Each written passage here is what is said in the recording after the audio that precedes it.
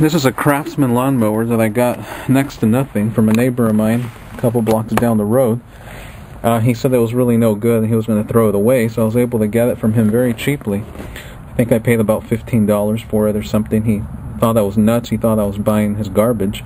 But I like to tinker with these engines, and I got it to work. I got a new cord on it, gave it a tune-up and cleaned the carb on it. And it's been running good, and I've used it almost every week for almost 3 years.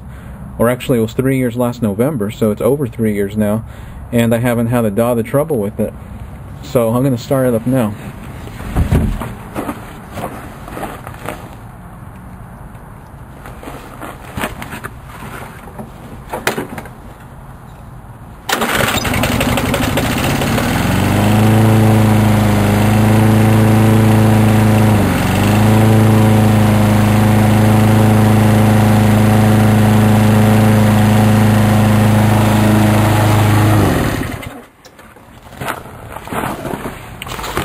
So there you go. It just goes to show, if you have something that seems like it's going to go out, it may not be too big of a deal. You can rebuild it or put some work into it and save yourself a whole heck of a lot of money.